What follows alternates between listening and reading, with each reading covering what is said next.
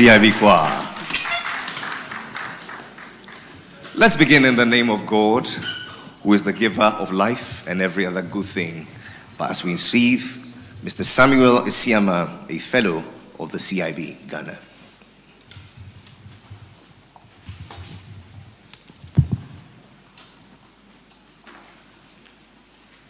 Thank you.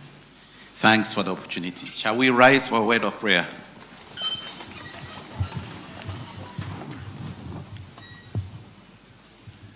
Our Father in heaven, we thank you for bringing us together for this very important occasion. We pray that you, God, will abide with us and give us a successful event. We thank you in Jesus' name. Amen. Amen. Shall we sit?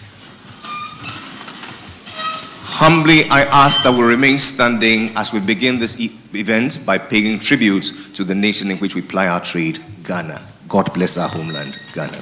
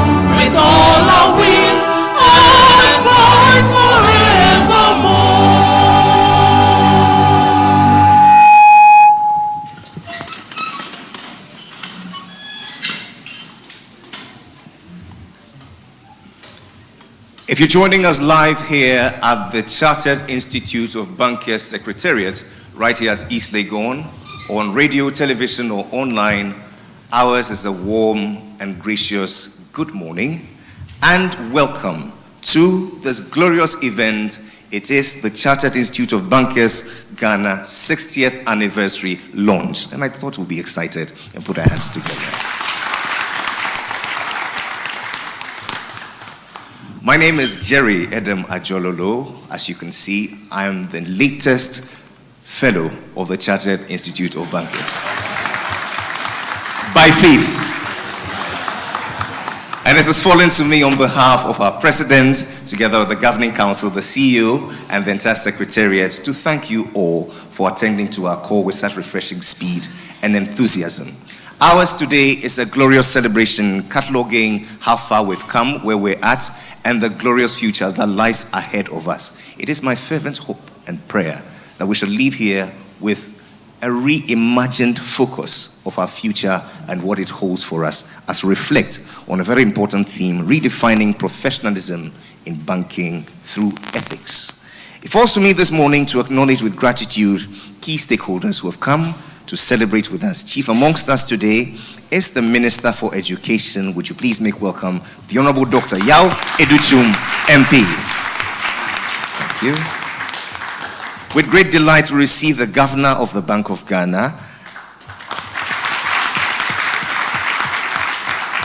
an honorary fellow of the Chartered Institute of Bankers Ghana, ladies and gentlemen, Dr. Ernest Yedu Addison. Thank you.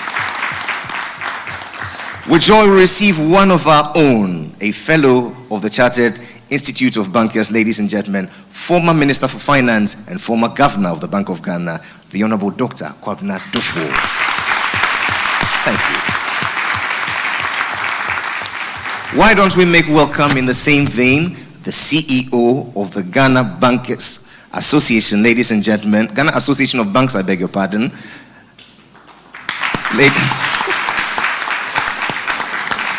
We welcome you, our dear friend and brother.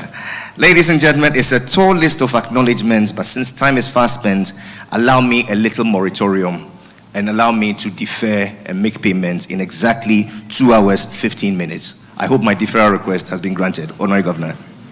As a fellow, I'm allowed to ask. Today's event is rather brief, but will leave here impacted by the various interventions that will come forth speaking to our theme. Here to welcome us warmly, we're joined by the President of the CIB Ghana, a man who has served and continues to serve with distinction and, ladies and gentlemen, honor. Make welcome Mr. Benjamin Amenume, FCIB.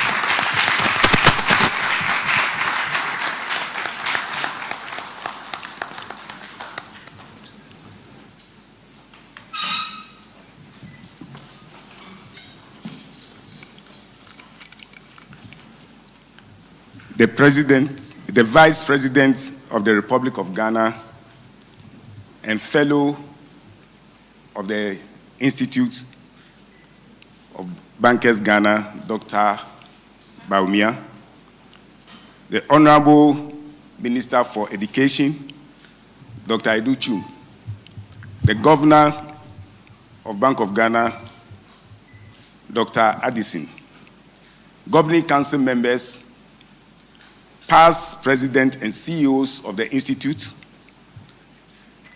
CEOs and executives of banks, distinguished invited guests, fellows, chartered bankers and students, CEO, staff, and executives of the Institute, media, partners, all other protocols duly observed. Ladies and gentlemen, good morning.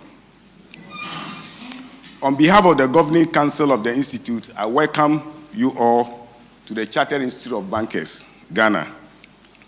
Today, I want to thank you on behalf of the Governing Council for honoring the invitation to celebrate this important milestone in our history. This is a momentous occasion, one that calls for reflection and introspection. Ours is a remarkable journey, full of sacrifices, challenges, achievements over the past 6 decades. Today, as we chronicle the key achievements of the Institute, let us appreciate the founding fathers, the past presidents, and the Governing Council members, management, and staff for their sense of duty, commitment, and dedication that have brought us this far. Indeed, Chartered Institute of Bankers Ghana has played a significant role in promoting the study of banking profession in Ghana. Admittedly, the Institute has achieved a lot over the 6 decades. My intention is not to list our contribution, else we might not live here today. Our focus has been to develop the needed ethical human capital for the banking sector. Ladies and gentlemen, without sounding like a historian, I would like to take you down memory lane to tell you about the key milestones in our journey to our 60th anniversary. In 1963, a group of esteemed bankers returned to Ghana from UK after completing their banking qualification. Recognizing the need for a local institution to provide high-quality training for banking professionals, they embarked on a mission to establish this institute. Their goal was to formalize their relationship with the Institute of Bankers, Wales and England. By creating a local version in Ghana, they applied to London for recognition, leading to the establishment of a local center in Accra, that is the Institute of Bankers UK, which has transitioned to the Chartered Institute of Bankers Ghana. 60 years on, their dreams continue to endure as our institute continues to thrive. At this juncture, some names deserve mention. I would like to acknowledge the first president of the Institute, Mr. C.P. Johnson, followed by Mr. G.H. Ellis. Also, permit me to mention the first fellows of the Institute, whose vision we are celebrating today. Mr. J.S. Addo, who was a former governor of Bank of Ghana and one of the longest-serving presidents. He served for over 11 years.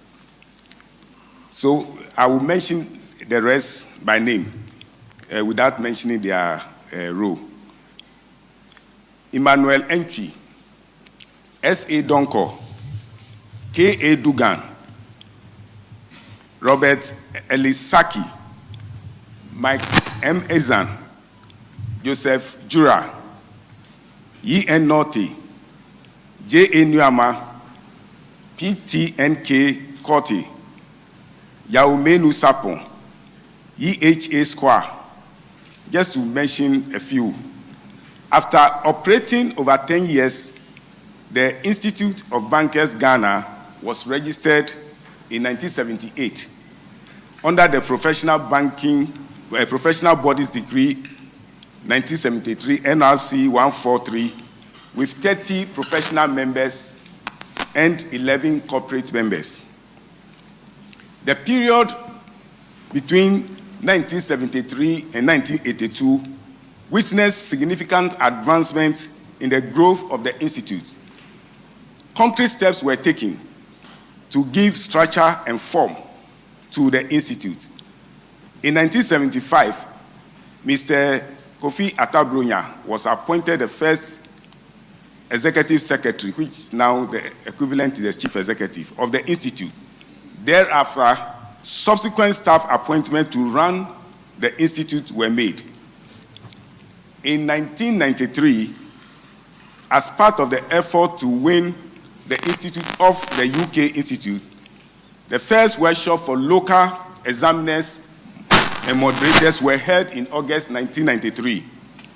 This set the tone for the fully fledged local examination in October 1993. From this date, students had the option to choose between the local Ghana diet and the foreign UK diet. After years of searching for a permanent facility, in the year 2007, the Institute completed this very edifice and moved its operations from GCB Towers Circle, Accra. This movement ushered in another phase in the life of the Institute. The efforts to obtain presidential charter commenced in the year 2002. This transcended 5 presidents of the Institute. The effort finally saw the light of day in 2019 under the leadership of the first female president of the Institute, Bishop Patricia Sapo.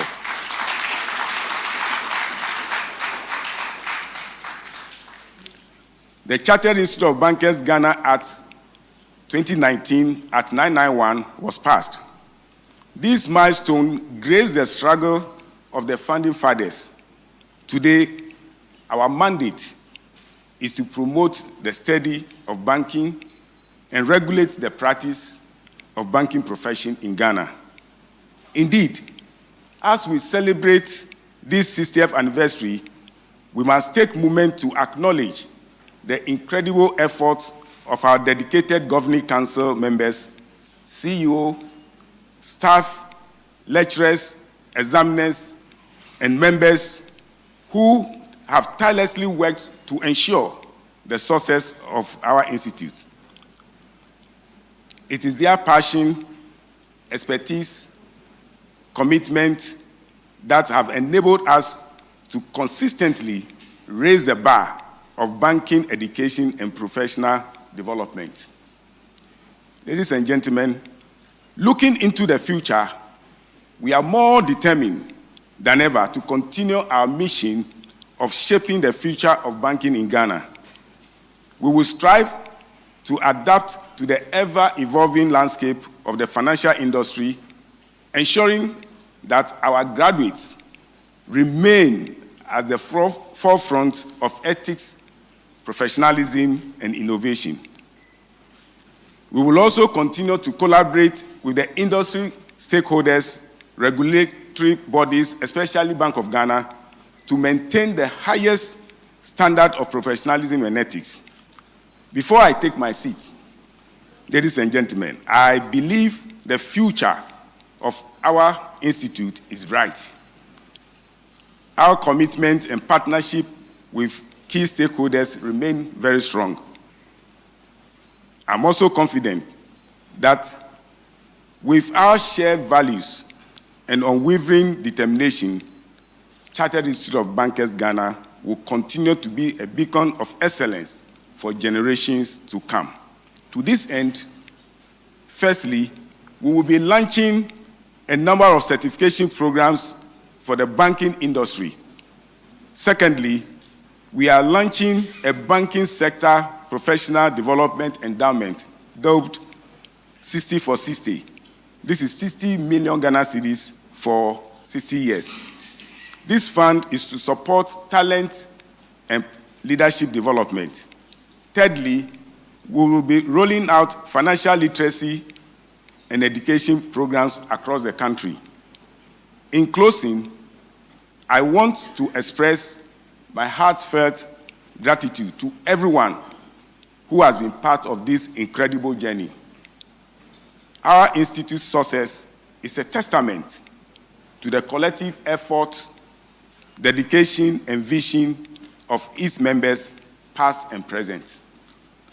As we celebrate our 60th anniversary, let us renew our commitment to excellence, ethics, and professionalism. Thank you for your support over the last 60 years of excellence. May the next 60 years be even more memorable with great achievements. God bless CIB. God bless our homeland Ghana and make us great and strong. Thank you.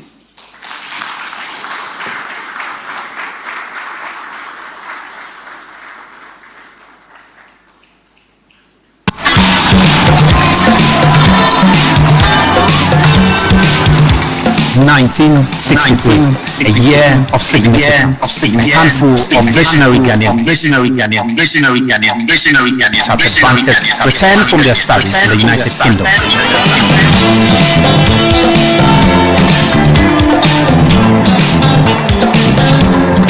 It started as a close-knit group reminiscing about the UK journeys and sharing work experience, but this was not.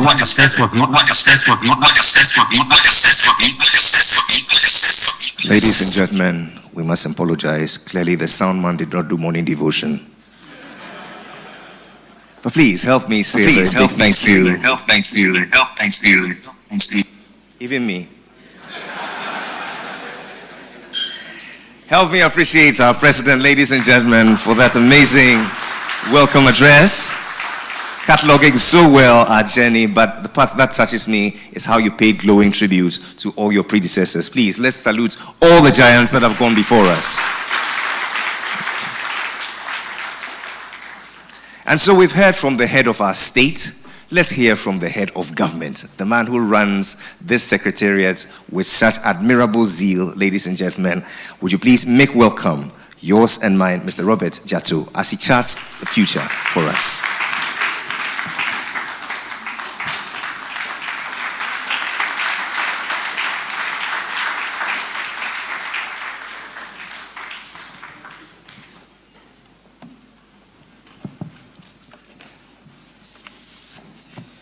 So good morning, and we are extremely grateful that you've joined us this morning. Thank you. I do hope you admire and you like our auditorium. I like to say a new auditorium, but it's an old auditorium that has been renovated. But this is what we've done with your one talent. And as you can imagine, I'll ask for more. And the more I'm asking for, actually, is support of our CEOs, and like Daniel Addo does quite frequently. Anytime he has a management session or a board session or some management performance session, he does it here. That way he contributes to the Institute by supporting our financial sustainability. I think we can clap for him.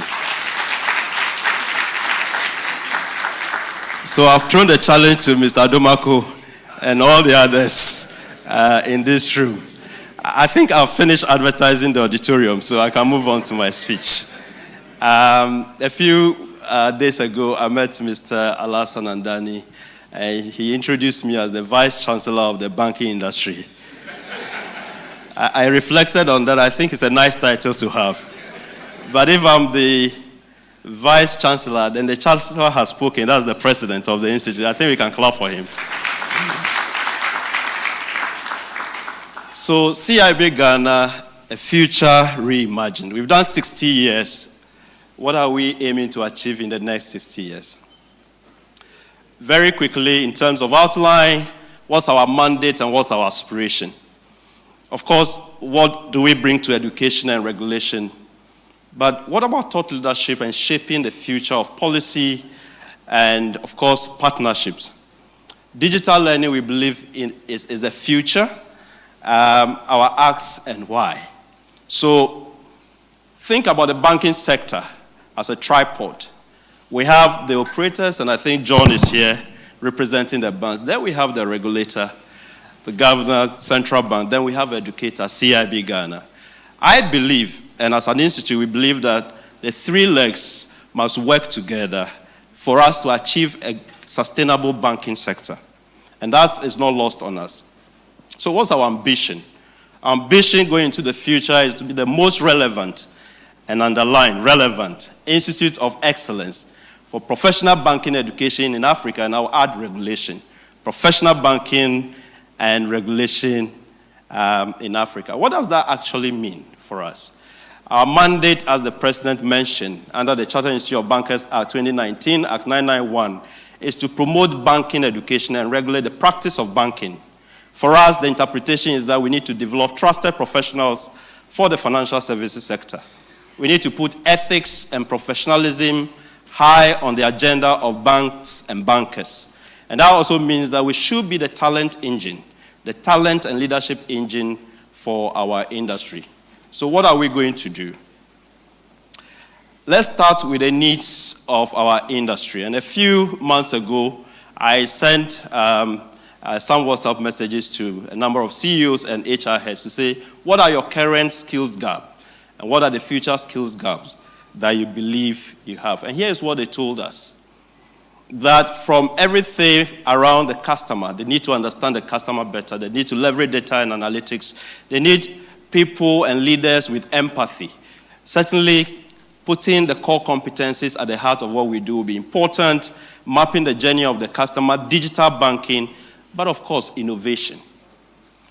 And for us, that message is very clear. So what's our response? And what are we going to do about it?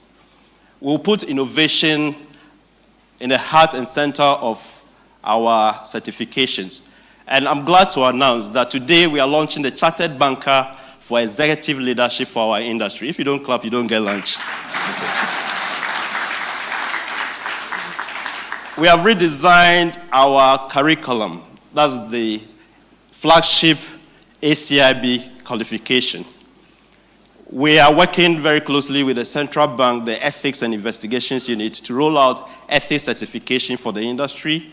And certainly we are working with IFC, part of the World Bank Group, to create ESG certification. And for some banks, we're able to tailor our certification to your specific environment and strategy, and that's the Banking Academy.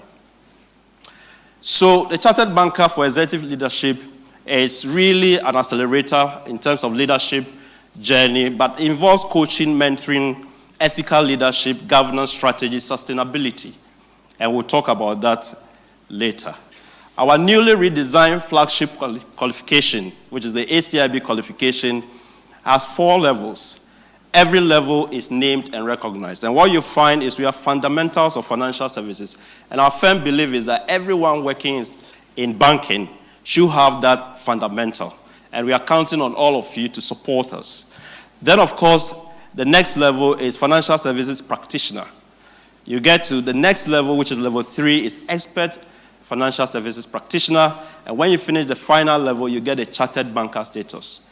In the past, you must finish all of them to get a qualification. This time, going into the future, every level is named, which means that you get certificate at every level. And each level, we have clearly defined competencies that we can attribute to the level. But that also means that we are putting the focus on ethics, on professionalism, on customer centricity, and on leadership governance strategy and risk management and sustainability. We are moving away from just-in-case learning to just-in-time learning. In other words, we can customize this mix and dice and define specific models for you. So you may not necessarily have to do everything based on your need and where you sit in banking. We can customize that. Regulation. Regulation, as the mandate specifies, is key for us. And that means that every year we would want every banker, wherever you are, to actually have the confirm that you have done the ethics program. And then, of course, we have licensing. If you look at Section 37 of the Institutes Act, we have what we call related banking services, which is really reserved for chartered bankers. And we intend licensing people to practice that. Today, when there's resolution in the banking sector, it's done by accountants and auditors. Why not bankers? Why not experienced bankers? Of course, we maintain database of our members so we can regulate. That's what we are going to do. But how? How will shape the future through thought leadership and partnerships. And that's very, very clear to us. That means thought leadership, research, insight. We need to support the industry with insights. We'll have our dialogues and executive talk sessions, certainly articles and publications. But we're also launching the National Banking Challenge, which is on financial literacy. And we are doing that in partnership with Joy. We actually need sponsors. And I think this is the right forum to ask for money. Okay. Going into the future, we are very global in our mindset. We are thinking global and acting local. And that means we have partnership across the globe. The Institute is a member of the Global Banking Education Standards Board. And then, of course, at the African level, we are members of the Alliance of African Institute of Bankers, but we're also collaborating with the Central Bank, IFC, Multimedia, and a number, GAB, of course, and then, of course, our universities. Digital learning clearly is the future. 100 years ago, this is how a car looked like.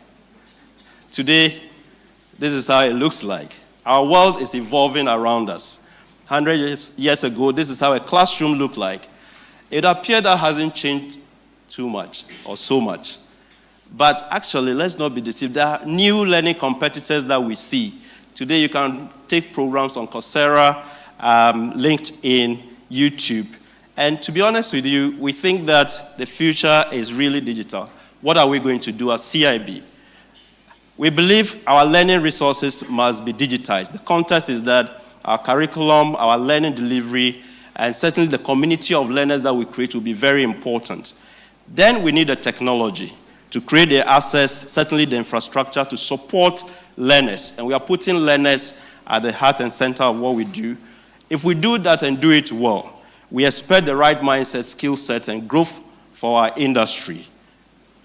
So here's what we've been able to do.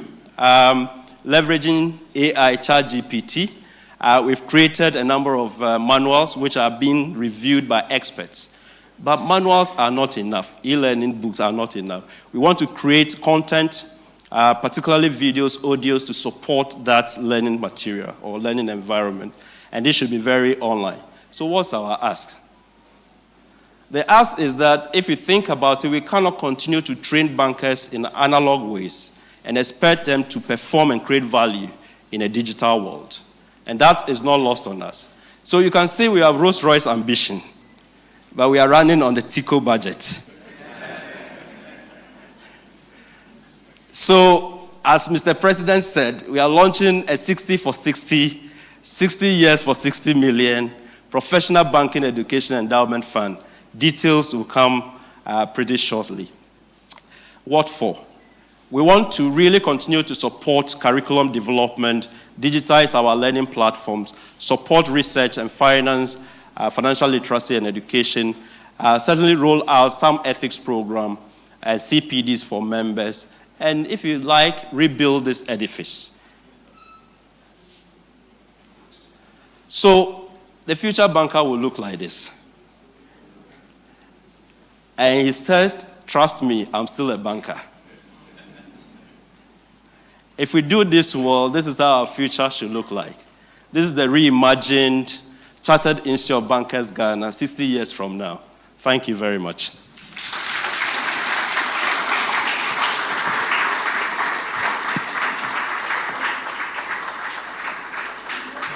Ladies and gentlemen, he shows that progress is a way of life. A round of applause for our CEO, Mr. Robert Jatto.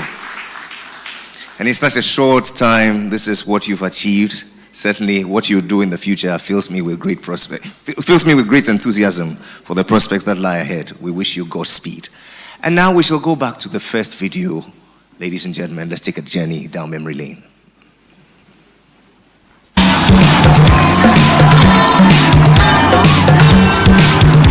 (1963), a year of significance. A handful of visionary Ghanaian chartered bankers returned from their studies in the United Kingdom.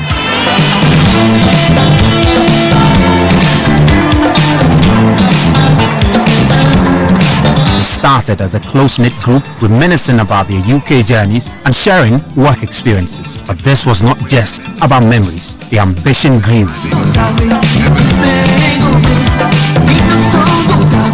And they started organizing preparatory classes in Accra for upcoming bankers with an unquenchable thirst for growth. In 1963, they formalized their tie with the Institute of Bankers, England and Wales. The pioneer leaders, Mr. C.P. Johnson, Mr. J.H. Ellis, and later Mr. J.S. Addo, under their leadership, the Institute found its roots and flourished. But they faced challenges.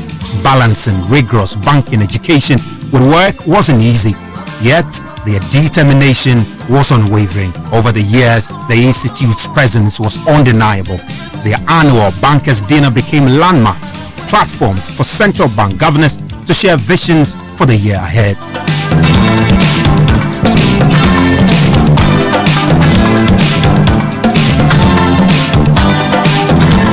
From the first executive secretary, Mr. Kofi Atta-Bronya, to the chief executives, the journey has been nothing short of inspiring. 1978, a significant year. The Institute took a giant leap and registered under Professional Bodies Decree of 1973. That same year, localizing examinations became a reality. Despite challenges, the Institute persevered. From power outages during exams to relocation, they faced it all.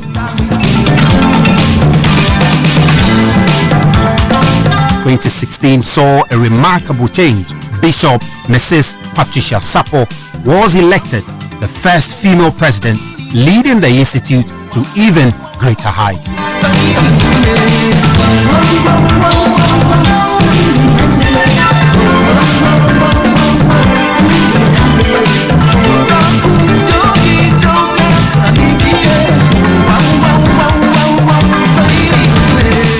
And finally, 2019, the Chartered Institute of Bankers Act was assented, marking another major milestone.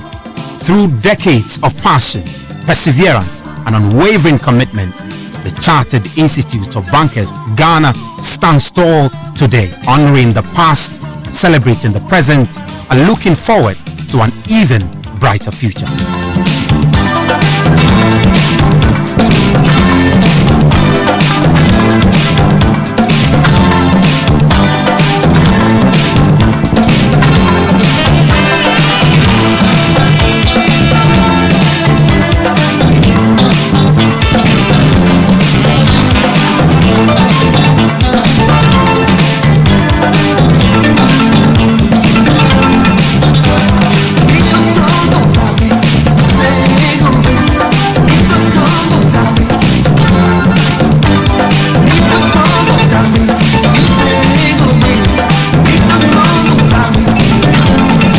history is said to be the record of very important events that have taken place in the past. You've heard about our journey to 60. It's been full of sacrifices, but of course achievements, and we've been very consistent, putting ethics and professionalism at the heart and core of what we do. We are even more excited about the future. The next 60 years will be very defining. For us, that means being the talent engine and thought leaders for the industry, supporting the banking sector and the entire financial services ecosystem in this country and beyond. We're calling on all of you, our key stakeholders, to walk this journey with us into the future.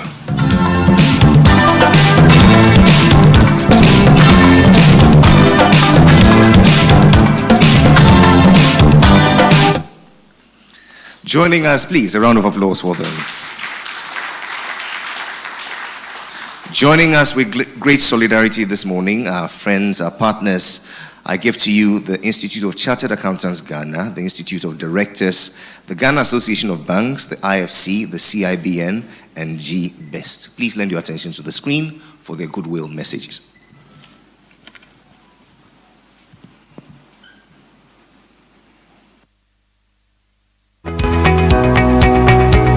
Hello, my name is John Ewell, and I'm the CEO of the Ghana Association of Banks, the mother body representing the interests of all commercial banks, the DBG and the ARB Ibex Bank in the country.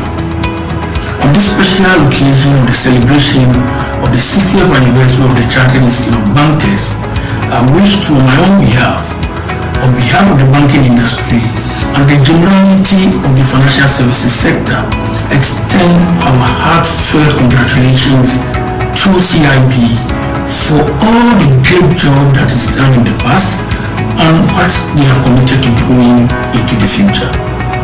The theme that has been carefully selected on this special occasion, redefining professionalism in banking through ethics, couldn't have been any better.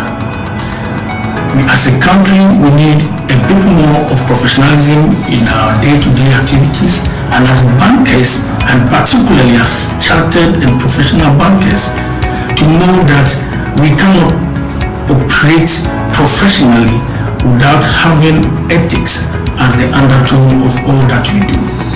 On this special occasion, we thank the CIB for charting the path and also for leading the process towards improving and enhancing professionalism in our banking practices. And I'm sure through this we shall extend it to the generality of the financial services sector. Once again, I call CIB for all the work that you have done. As an association, the banking industry commits to working with you into the future, into the next 60 years, the next 100 years, so that banking in Ghana will be amongst the best in the world, and people from all walks of life from other parts of the globe will see banking in Ghana as one of the foremost in the globe. I call CIB. Thank you. On behalf of the Institute of Chartered Accountants Ghana, I would like to extend our heartfelt congratulations to the Chartered Institute of Bankers Ghana on its Diamond Jubilee celebration. The theme, Redefining Professionalism in Banking Through Ethics, resonates deeply with the values we hold dear at Institute of Chartered Accountants Ghana.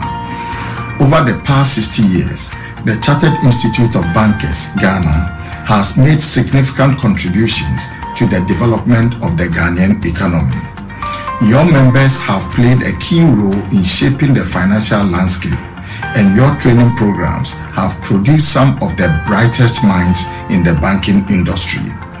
Your institute has also strongly advocated financial literacy and consumer protection in the banking sector. You have helped to educate the public about the importance of sound financial management, and you have worked to protect consumers from predatory lending practices. We are confident that the Chartered Institute of Bankers Ghana will continue to be a force for good, We look forward to working with you to build a stronger and more prosperous Ghana. We are particularly proud of the close collaboration between our two institutions. In recent years, we have worked together on a number of joint initiatives, including the creation of financial literacy programs. These initiatives have helped strengthen the financial sector and improve Ghanaian lives. We are grateful for the opportunity to work with such a dedicated and professional organization. We wish you continued success in the years to come. Once again, congratulations on your 60th anniversary. I bring you special greetings from the 10th Governing Council, members, management, and staff of the Institute of Directors Ghana. I feel very privileged to share some thoughts on your anniversary theme, redefining professionalism in banking through ethics. The critical role of the finance sector in general and banking in particular, national development cannot be overemphasized. In recent years, however, the assumptions many a Ghanaian held about banking, savings, and investment have been greatly challenged. Many breaches in the banking sector especially have been the concerns. In the wake of the recent banking sector crisis, all hell seemed to have broken loose. Even though it was very heartwarming to have the brakes of the fast-moving catastrophic vehicle being put by the regulator, who swiftly put in place some interventions to address the breaches, also prescribing some guidelines for conduct.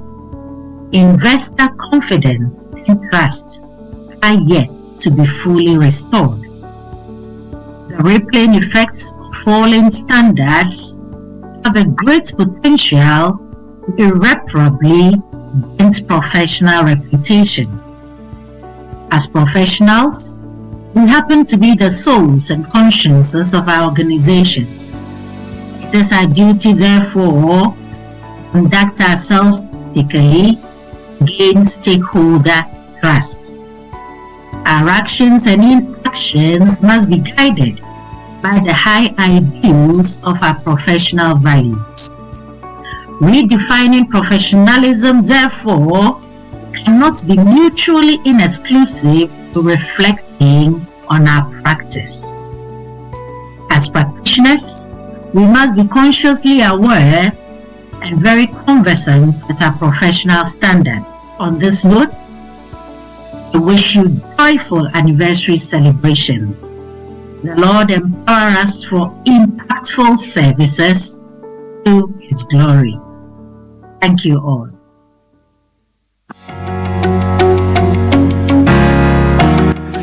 Happy 60th anniversary to CIB Ghana.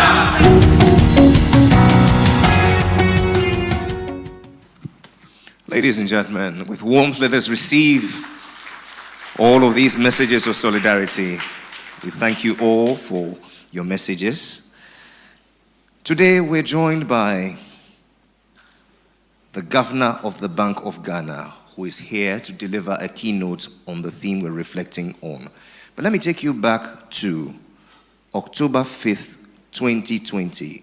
In her article in the Business and Financial Times, the first female president of this institute had this to say: "In the practice of banking, it is more important to have personnel who bring to the profession a firm sense of morality and commitment of high ethical standard and social responsibility.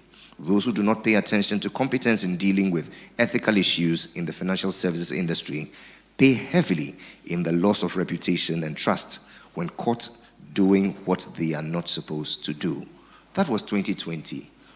What does this call of professionalism and ethics have to do with us in 2023? Ladies and gentlemen, it falls to a fellow of this institute, an honorary fellow, and the governor of the Bank of Ghana to do justice to our theme. Ladies and gentlemen, Dr. Ernest Yedu Addison.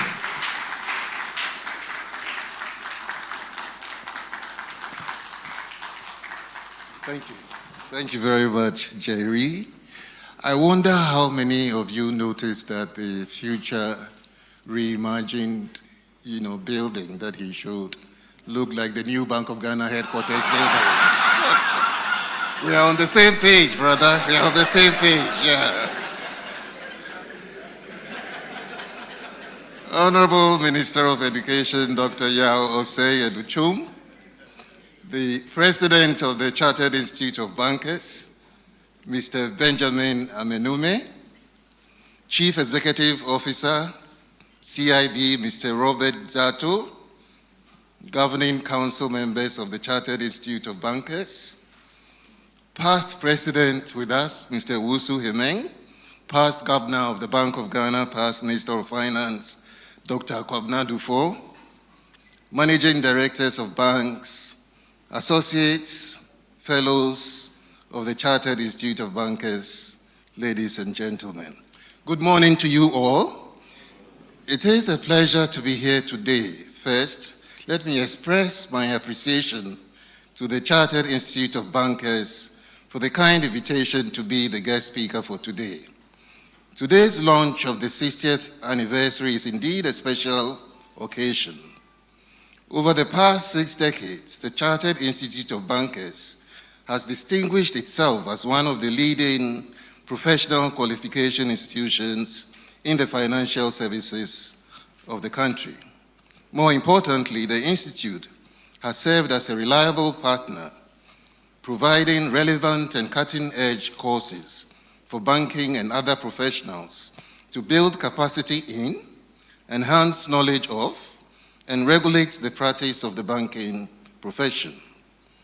These are no mean achievements, and on this occasion, to launch the 60th anniversary, I would like to applaud the current and the past chief executive officers, the staff and management of CIB for the good job done in promoting banking professionalism and ethics in Ghana.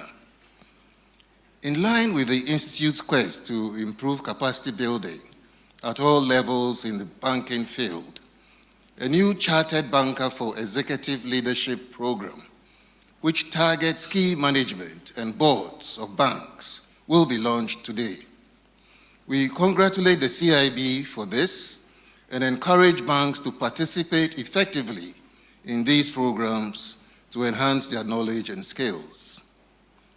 The 2022 audited financial statements of banks reflected the challenging operating environment that prevailed last year.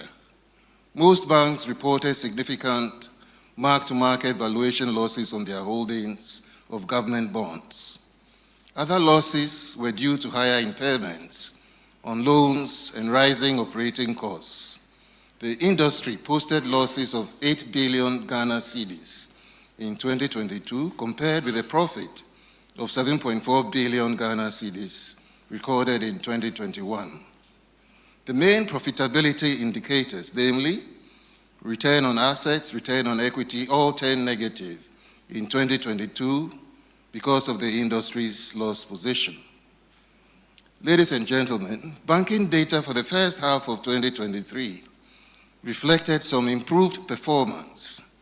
This comes after consensus reached among industry stakeholders on the treatment of losses and the timely introduction of the temporary prudential and regulatory reliefs by the Bank of Ghana. The data showed that portfolio rebalancing from medium and long-term investments to short-term investments by banks amid gradual increases in new loans. As of June 2023, the industry's total assets reached 242.4 billion Ghana cedis, indicating a 21.2% annual growth, similar to what occurred in June 2022. The strong asset growth reflected mainly in investments, particularly short-term investments, while medium to longer-term investments declined. Notwithstanding the increases in income levels, costs within the sector also increased, reflecting spillback effects from the operating environment. However, the increase in cost did not outweigh earnings, resulting in strong profit before tax in the first half of the year. The developments culminated in a 51.2% increase in profit before tax in June 2023, much better than they did a year ago. Similarly, the industry's net income or profit after tax increased to 4.3 billion Ghana cedis, also representing a 51.4% increase. Overall, for the rest of this year, the sector is expected to remain broadly stable, supported by the regulatory reliefs and the sustained growth in profitability. All banks have been able to submit capital restoration plans to recapitalize progressively over a 3-year period. The turnaround in bank profits, together with the planned equity capital injections, is expected to help rebuild bank capital buffers, enhance resilience, and reposition the sector to support the country's growth agenda. Let me now move on to the CIB 60th anniversary celebration. The chosen theme for the celebration, which is redefining professionalism in banking through ethics, provides a unique opportunity to rethink the core measures that will help build a more sustainable and trustworthy financial industry. The global financial crisis of 2008 and even our own recent banking crisis reflected poor ethical values based on weak governance structures and internal controls. This highlighted the need for renewed emphasis on ethics and responsible behavior in the banking sector. A key lesson drawn from the crisis is the lack of ethical standards within the banking sector, which put all stakeholders at risk, especially shareholders and depositors, and ultimately destabilizes the entire financial sector with spillovers to the rest of the economy. This calls for the entrenchment of ethical behavior in the conduct of the banking sector's operations. Let me share a few points for the Institute and indeed the banking sector to ponder over during these anniversary celebrations. First, banking institutions should prioritize ethical leadership at all levels. This means that boards, executives, and line managers should set the tone at the top by adhering to high ethical standards and then promoting those same standards throughout the organization.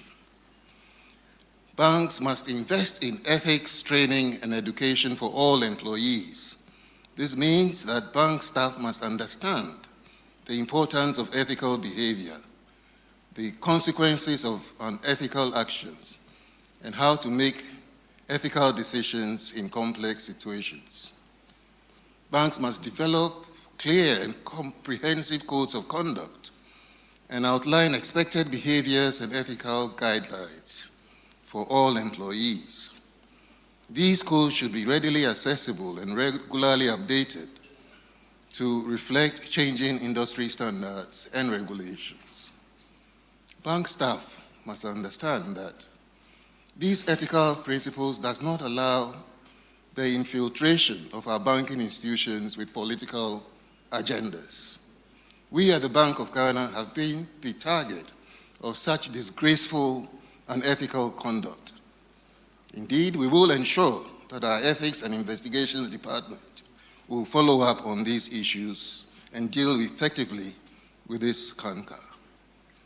Banks must establish robust whistleblower protection programs that are well publicized within the institution and easy access to encourage employees to report unethical behavior without fear of retaliation.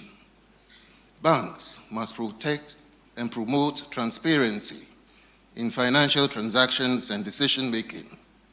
Individuals must be held accountable for their actions and decisions, and unethical conduct must be promptly addressed and rectified. Banks must incorporate sustainability and responsible banking principles into their operations. ESG considerations must be factored into investment and lending decisions to promote long-term economic and social stability. Here, I will take this opportunity to encourage banks to ensure compliance with the Ghana Sustainable Banking Principles. Banks should strictly adhere to the regulatory requirements and collaborate with regulators to maintain a strong and well-regulated financial industry supported by higher ethical standards. Banks must reward ethical behavior through performance evaluations and incentives. They should recognize and promote employees who consistently demonstrate ethical conduct and contribute to the organization's ethical culture. Banks must regularly evaluate and update ethical frameworks and practices. Ethical standards should evolve in response to changing societal values, technological advancements, and emerging risks. Banks should also consider the interests of all stakeholders, including their shareholders, their employees, their customers, the broader society, when making business decisions. Ladies and gentlemen, by redefining professionalism in banking through ethics, financial institutions can regain the trust of customers, investments, and the public. This will not only enhance credibility, but also contribute to more stable and resilient financial systems that serves the best interests of society. In all of these, the Bank of Ghana remains committed to provide the supportive frameworks to ensure ethical and sustainable banks. So far, the bank has commenced development of a business model and viability analysis framework to enhance its supervisory practices for assessing the sustainability of banks' business models. This would allow supervisors to identify bank vulnerabilities at an early stage and ensure safety and soundness. In addition, the bank has incorporated a limited asset quality review in its supervisory program for this year. This special exercise is being conducted to assess the health of banks' loan and investment portfolios to determine whether their asset classifications are in line with the required classification norms, as well as the international financial reporting standards. Ladies and gentlemen, as a follow-up to the implementation of Pillar 1 of the Basel II-3 Accord implementation in 2018, the bank intends to scale up the regulatory reform agenda through engagements with the Ghana Association of Bankers on the rollout of Pillar 2 of the Basel II-3 Capital Framework. The framework will ensure that banks hold adequate capital for all material risks inherent in their operations. In this regard, the regulatory guidance will be provided to the following aspects of Pillar 2. 1. Liquidity risk management. 2. Internal capital adequacy assessment process. 3. Guide to supervisory intervention. 4. Concentration risk. And 5. Interest rate risk in banking book, among others. To pave way for a seamless rollout of Pillar 2, the bank issued the Risk Management Directive in November 2021 to ensure that banks put in place appropriate systems for identifying, measuring, evaluating, controlling, mitigating, and reporting material risks that may affect their ability to meet obligations to depositors and other stakeholders. I'm happy to announce that the Bank of Ghana has successfully completed industry training on all 7 Ghana Sustainable Banking Principles. The training for Principle 1 and Principle 2 occurred in 2020 and 2022, respectively. In July 2023, the Bank of Ghana completed industry training on the remaining principles, that is Principles 3 to 7, which was attended by Chief Risk Officers, Chief Compliance Officers, and Sustainability Officers from the various banks. It is expected that this will lead to an improvement in industry reporting on the principles. The Ghana Sustainable Banking Principles and the sector guidance notes reflect a process-led initiative to take account of the environmental considerations, social inclusion, and good governance in the lending decision-making by banks in Ghana. It is also a guide to banks in mainstreaming the fundamental tenets of sustainability in business and operations, leading to enhanced growth and increased returns. The issue of climate risk is increasingly becoming a material risk, especially for institutions exposed to vulnerable sectors of the economy. In this regard, the BOG is working on issuing a climate-related financial risk directive to provide guidance on addressing climate risk and related issues in the industry. Distinguished ladies and gentlemen, the banking sector has shown some improvement with the half-year performance, despite the significant losses of last year. Looking ahead, banks are expected to rebuild capital buffers to support their operations. Let me take this opportunity to assure the public that the Bank of Ghana will continue to monitor developments and ensure strict regulatory and ethical compliance in the banking sector to ensure a stable and resilient financial system, contributing significantly to the overall growth and development of our economy. In concluding, let me recommend for your executive leadership program topics which I think might be useful, which I also benefited from serving on the Ghana International Bank Board. This includes issues on financial crime, cybersecurity, the role of boards in governance, operational resilience, and senior management culture and conduct rules. Finally, I would like to commend the Chartered Institute of Bankers once again for providing thought leadership and training on relevant issues to support and promote ethical banking professionalism in Ghana. Going forward, the focus should be on consolidating the gains and sustaining confidence in the industry. Congratulations again on the occasion of your 60th anniversary celebrations, and I wish you a successful launch. Thank you.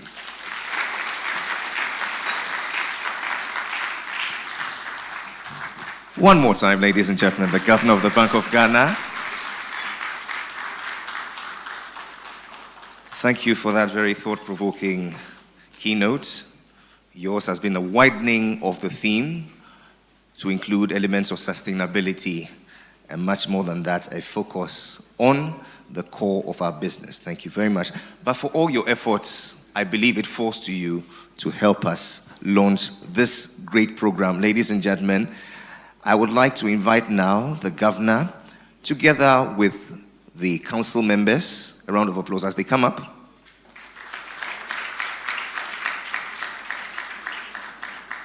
As we launch the much touted CBIL, ladies and gentlemen, please, Governor, respectfully I invite you upstage.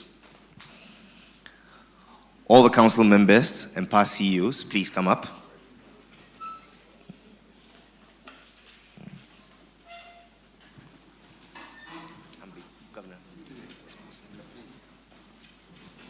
CIB Kwa, please get ready.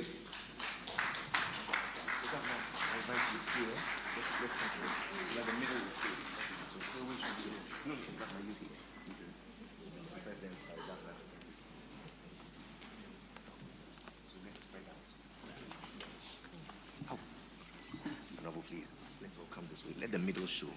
Okay.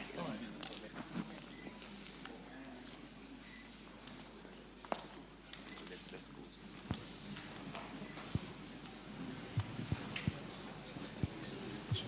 So we want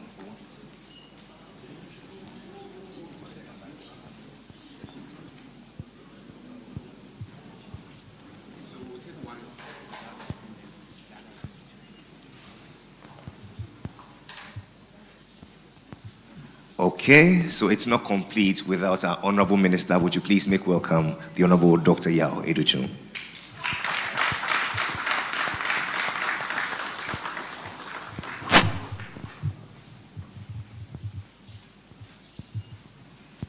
So, Honorable Governor, it falls to you to declare this program, the CBL, duly launched.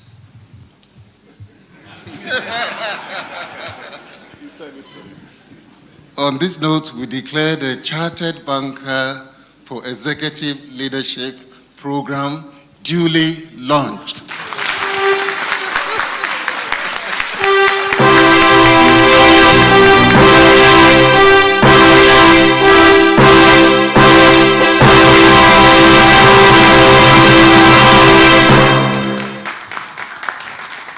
And so to God be the glory, ladies and gentlemen, is here the Chartered Banker for Leadership, Executive Leadership CBL program with a focus on coaching and mentoring, ethical leadership and professionalism, strategy and sustainability, risk management and governance with 3 happy cheers. Hip hip!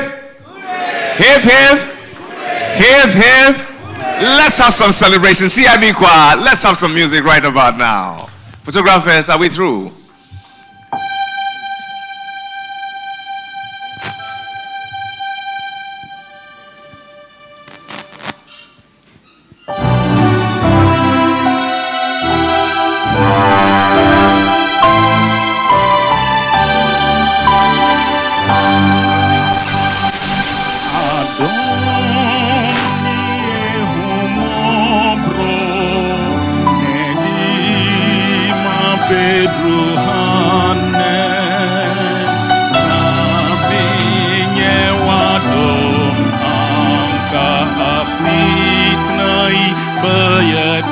The backdrop, please.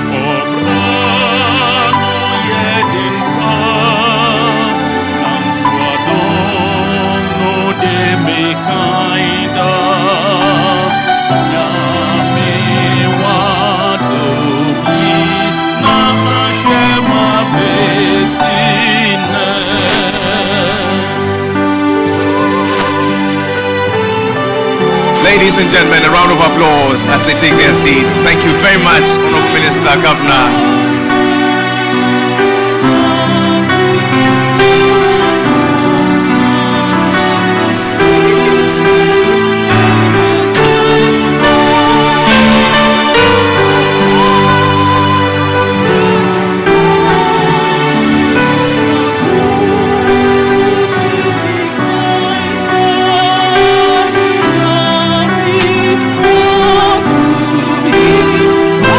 Worship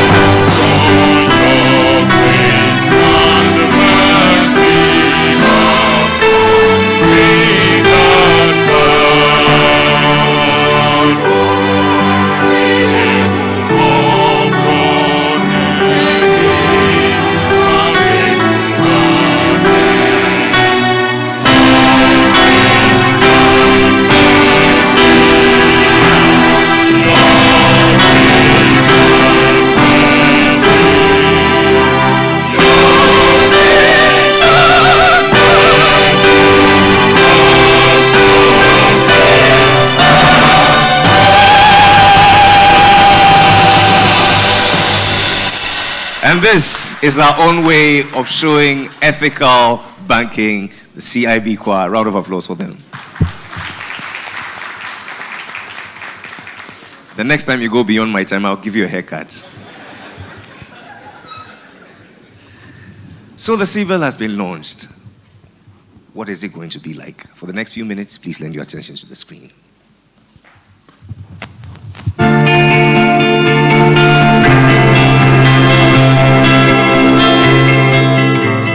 My name is Robert Jato, the Chief Executive Officer of Chartered Institute of Bankers, Ghana.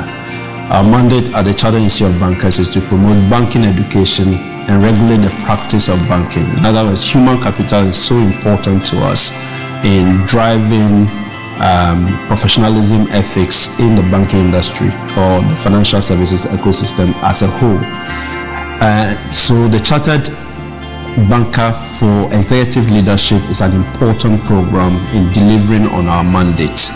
And that's very, very important. It's designed specifically to accelerate leadership capacity and development in the banking and financial services sector. So the model is for those in key management positions, whether you are the regulators or the regulated. In other words, whether you are in a commercial bank or a central bank or some other allied financial services institution, this program is for you. It's for people in key management positions.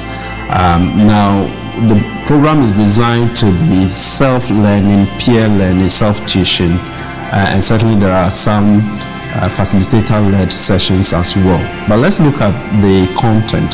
What is it that you get?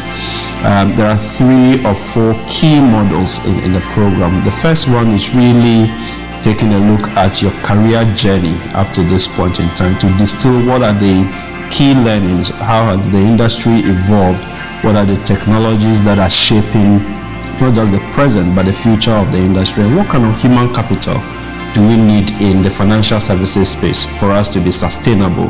And sustainability is key here. So that career reflection will be documented by you, and then we'll give you an opportunity to present that. And that's an executive talk session where you share your thoughts and your experiences with younger bankers, and definitely we can learn from you. The other element is really a mentorship program where you are given the institute, Chartered Institute of Bankers will give you a set of maybe 2 or 3 maximum young bankers that you can mentor. And the idea is for you to really bring them up in ethics, in professionalism, in the things that really are important for the future of our industry. The second model is really, really important, and that goes to the heart, core, and the center of our mandate and the industry, and that's professionalism and ethics. And that model is very much facilitator-led. You have a workshop environment where you have peers that you can learn from, where you have videos, you have case studies that you can reflect on, and really help you build the ability to decipher some of the key ethical dilemmas that we all face as leaders. And this is very, very important because on a daily basis as a leader you are faced with some key challenges. So this program is designed to help you find the ethical frameworks and the tools and the capabilities that will help you make that decision. And that's so fundamental. Again, we have some key facilitators that will help you in this program. The last model is actually leadership, governance, strategy, risk management, and sustainability. And sustainability, very, very important again. But as a leader, you will need to understand the ethical framework within which you are making decisions and influencing people. But also a big focus is on how do you make sense of the ever-changing and ever-evolving macroeconomic environment, but also the industry context within which you are playing. And what are some of the big regulatory issues that you need to pay attention to? How do you manage risk? And secondly, how do you take advantage of the ESG, environmental, social, and governance issues that we face from both an opportunity perspective, but also from compliance perspective? Again, this will be facilitator-led in a workshop environment where you do peer-to-peer learning, but also self-tuition, You have the opportunity to document your learning, and in the course of that, when you complete these models, you then become a chartered banker and a member of the Chartered Institute of Bankers. Now, the seal of professionalism is so important, and that's what this program gives you. Beyond the leadership capability or the accelerated leadership capability that you develop, you also have the opportunity to become a professional and a member of the institute. But beyond that, is also benefiting from the knowledge and the capabilities that you have. So we have key people like Professor Noel Tego, who is key to facilitate this, and for those who know him, he's based out of Oxford and he's done significant work at the global level, but certainly at the local level as well. We have Chief Al-Hassan Andani, who has committed to sharing his experiences and his knowledge and his own journey with executives at your level. And so this is very, very important. There are others we are speaking with, like Mr. Albert Asian. Again, these are very, very key people who are willing to share their experiences and their knowledge to walk the journey with you, but also provide some further coaching. So whilst you are coaching others, you also deserve to be coached, or you also need some coaching, and you share in the experiences. We are sourcing some very global people to facilitate these sessions with you. So it's an important program. We are excited about it, and we are inviting you to join. We'll have very limited places in the first cohort, but subsequent cohorts will also be available. So we encourage as many people to apply as possible. This is designed specifically for your career acceleration and certainly your leadership journey. Thank you. The stamp of professionalism. Congratulations, CIB. He joins us as the happiest man in the room, a man whose passion is to ensure that we blend effectively the rigor of academia and the practicality of industry. Today he speaks to us as a special guest, Ghana's Minister for Education. Make welcome the Honorable Dr. Yao Ebuchu.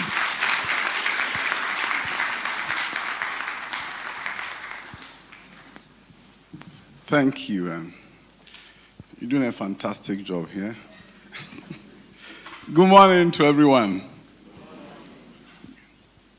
Governor of the Bank of Ghana, Dr. Addison, former Minister for Finance and former Governor of the Bank of Ghana, Dr. Dufour.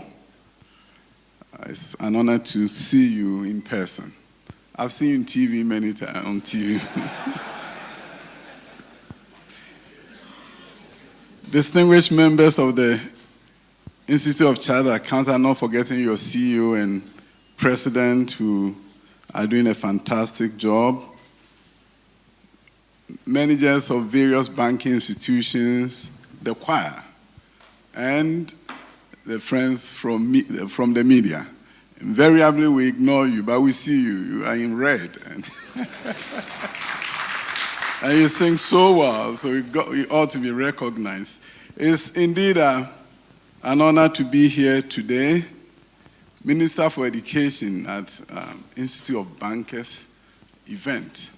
First of all, we chartered you. When it comes to your institute, you come under us. So when you were talking about the great job of your executive and how you got chartered, you forgot that Ministry of Education took you to cabinet and got you chartered and gave you all the legal authority to regulate your field. That's why I'm the one who inaugurated your board, right? You didn't recognize me for all that. I knew I was going to be the last person to speak, so I have the time to correct all the past wrongs. Very excited today to see the kind of work you are doing and all the intricacies of your job. See, the closest I've come to banking is entering a banking hall and speaking with a bank manager and doing some banking transaction. So I can't claim to know a lot more about your industry. But one thing I know is that you want this nation to prosper. Because without prosperity, you have no job. If we don't have a robust middle class that is transforming the fortunes of this country, Where is the money for you to do your banking? And I know that you also have said something is profound here, human capital development. So I know you focus on your organization and how you develop the human capital at that point, but don't forget the pipeline is critically important. The kind of people who are coming to you are going through kindergartens, primary schools, high schools. What they know is going to influence who they become in your profession. So you can't talk about getting a critical thinking banker when you don't have a critical thinking student going through your school system. You do your very best, but by the time they get there, it's a bit too late. How do you get people coming into banking from unbanked communities without caring about education in the Zongos and the rural communities? How do you get people who work collaboratively with colleagues and be team players and critical thinkers and creative individuals and effective communicators if we are not looking at an education system that produces what we call the 4 C's? So at the end of the day, the journey to become a great banker begins from kindergarten. And it doesn't belong in the kindergarten of our children because they will have better opportunities. But when we talk about unbanked communities and the children growing up in those communities, if we don't change the education system there and get them to become part of this banking community that you find yourself in, those people are not bringing the unbanked community into banking because nobody knows the banker in that community. So it's in your interest that we improve education in this country. We transform the public education system that all of you have fled away from. When it's at the kindergarten and primary school, junior high school, we don't see you. Ethics.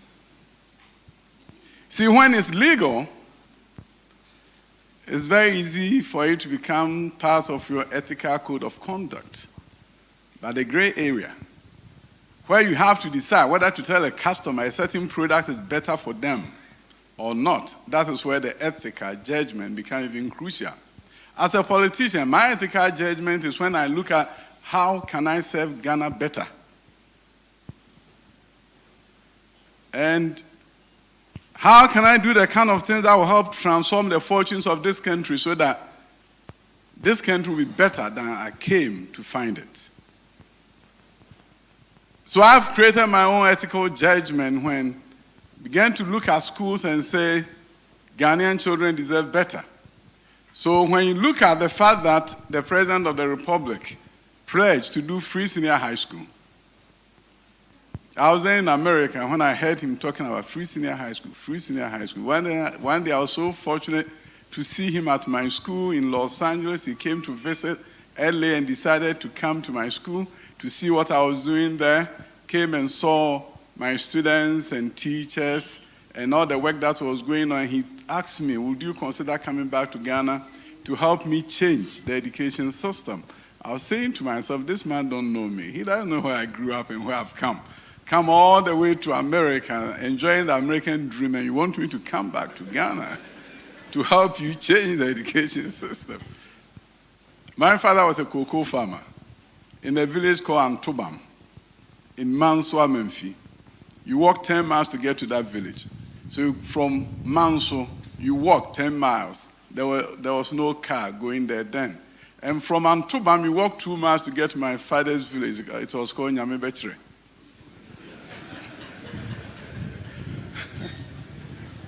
When I passed the common entrance, and my dad was always saying, you go to school, because he didn't go to school. He wanted me to go to school. And then I passed the common entrance. I needed 40 cedis to go and pay my deposit at that famous school called Jachi Pramso. So, 40 cedis. Where was he going to get it from? He tagged me along, visiting his friends. He was a chief farmer. From village to village, asking his friends, can you help me with some money? My son needs to go to school. No money. It was September, cocoa season. There was no money there then. I always say my dad was not poor, but he had a cash flow problem. In September, there was nothing in his pocket. Eventually, it's my younger brother who saved me when one day in the evening, 3 weeks before school was about to open, he felt so bad for me, and he said, "Brother, I feel so sad for you. You are not going, therefore we won't go." So I have a pig, a big one, in the village. My uncles have given this pig to me. If we sell it, we'll make the money. My dad found me some money, walked 10 miles to Mansour Menfi, bought the Watonchene to Kumasi, to Jache. Then we sold the pig. I have 42 CDs. Jache Pram, so here I come, happiest person on earth. Prospectus then was just your shirt, shorts, sandals. You are in school, I was in school, happiest person. Some of my friends ask me, those who went to Augustine's, talk about Augustine, I said, Augustine's. How could I have afforded a trunk? Where was I going to get a chop box, money to buy a chop box to go to Augustine's? So here was a young man in America seeing the American dream, asked to come back to Ghana, and what brought me back was when he spoke to me about free senior high school. I said to myself, had it not been for secondary education, I wouldn't be here. I would not have had this wonderful opportunity of giving jobs to 200 Americans. So I said to myself, I'll go back. I came back, became deputy minister, and now the minister for education. Mom didn't go to school, dad didn't go to school, so all the time what I think of is how can I get more people to become better than me in those villages. To me, my ethical standard is about how do I ensure that I live the hand of the poor and get them to one day experience an environment like this. We take this place for granted. You come here, you sit here, you're at an event, you're just thinking about the time for me to go. Somebody in his lifetime, in her lifetime, will never sit in a room like this. And they are Ghanaians like us. How do we stretch forth our hands to lift those who are left behind? I want your institute to begin to look at outreach to unbanked communities, to schools in unbanked communities, to get them to also one day become bankers and carry their community along into environments, into the banking halls, to places where they can also have wealth that you can manage for them. So the development of the country, I believe, is also your responsibility. Because when we transform the fortunes of Ghana, we are also saying we are each our brother's keeper. So my professional responsibility, ethical responsibility as a politician is never to criticize the other party because they are the other party. The cocoa price has been announced, and I hear the cocoa football. The opposition party ensuring that the farmers feel bad that the price was terrible. When the farmers began celebrating that the price had moved from 800 thereabout to 1,300, then the opposition people come and say, this is terrible for you. They've cheated you. The self-efficacy of the Ghanaian is when we begin to believe in ourselves and know change is possible and transformation is possible. But politicians, we are our worst enemies. President Mills Mahama built the E-block. So, I'm an MPP, I should say E-block is a bad thing. No. It's a great edifice, suitable for a high school. If you put it in the right community, like in an urban area, students flock into them. So you see Domi Kwabenya, Frafraha, Nkumasi, Agrekenzima, they are filled with students. We've even added more to them. So I should say they are bad because it was done by NDC. No. But if they are in a location like Adansia Peja, a rural community with one junior high school, then I will say it was misplaced. And therefore, I need to make it better. So Adansia Peja Community School is no longer a community senior high school, it's a boarding school. We've added dormitories so that we can open the school. And that is what we should be doing. Drobonso, we are adding dormitory blocks now. Next year, Drobonso will be opened. In Saura, we've added dormitory blocks so that the school is now functioning as a boarding school. So that is what we have to do to ensure that the Ghanaian knows that we are there for them, and together we can build a nation that can serve the interests of all. So my ethical values are based on how can I make Ghana a better nation. And that is why, even though my child goes to a private school, I dropped off my son one day and I said to myself, why? Why? Why should I bring my son here every day? I'm the Minister for Education. A private individual use their personal resources, borrow money from the bank, and put up a school. More beautiful than the government primary school and junior high school. If we are doing that, our vision is limited. Why should a public school be defined by a rectangular shaped building painted yellow?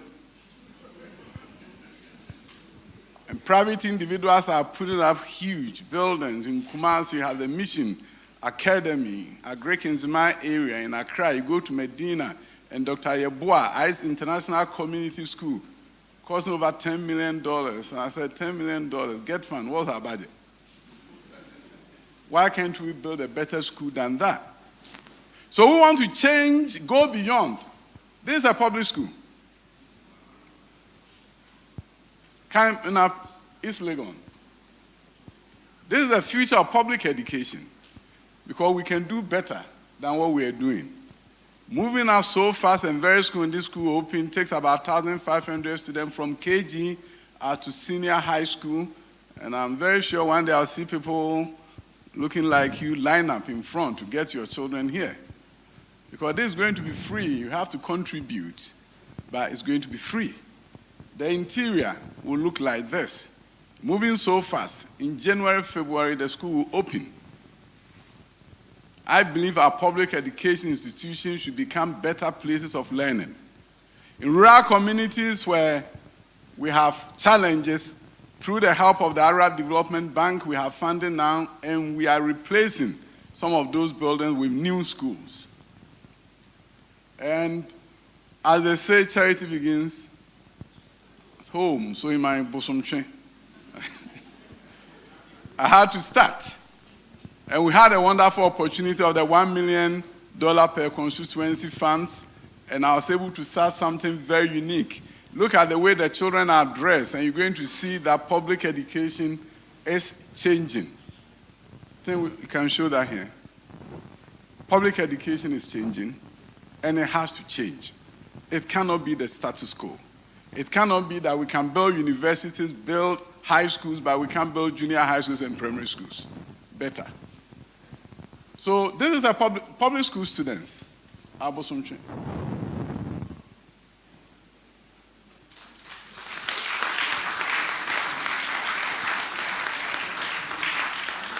We use funds from the $1 million per constituency and began to do something different. Built a science lab for them, and these are junior high school students. In fact, their junior high school begin from primary 6. And they are junior high school students learning in very good environment, dressed differently, feeling differently. And we know that their future will be different because of the opportunity we have created for them, the environment we have created for them. So what we want to look at is to create a nation with opportunity for all, not just for, I visited the students here. This is called evidence-based communication, because I know Ghanaians don't trust politicians, right? There are things we haven't done, we claim to have done it, right? So evidence-based communication, that is me there, not Photoshop. Talking to their children, taking a group picture with them. They're excited about the future. This is a science lab for junior high school students and high school students. They're using the same thing. See junior high school, you can see their faces. They are junior high school students. Evidence-based communication. Library. And this is a public school, not a private school.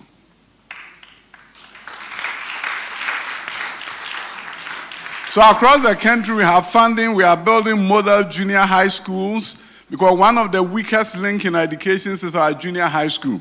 We call it junior high school, but it is not a high school. Under our laws, we say they are basic schools, and therefore they don't have a library, no science lab, nothing. And yet we call them junior high schools. So your new public junior high schools are going to have biology, chemistry, physics, labs and computer labs, and this is how they look like. And we have a number of them under construction. You haven't heard much about them because I don't believe in talking about them and you haven't done them. So this is the one in Jabin. It's almost completed now. I know Chosribo visited the place and sent me a message and said it's fantastic.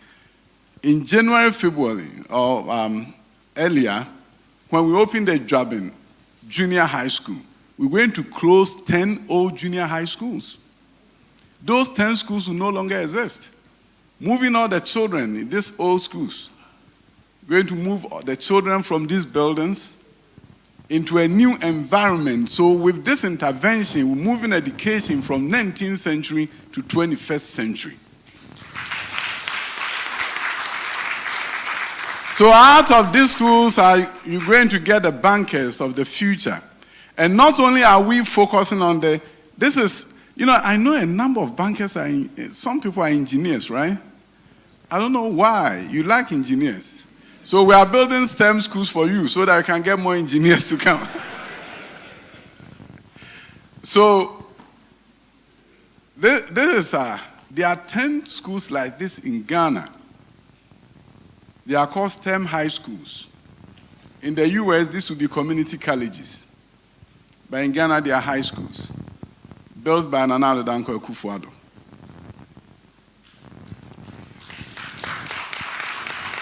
Each one of these schools have 12 science labs, better than science lab at Presec. But we also know that people may not like this new school, so we now have a new model. We are affiliating the new schools with existing high-performing schools. So this school at Abomosu is affiliated with Presec. And assistant headmaster of Presec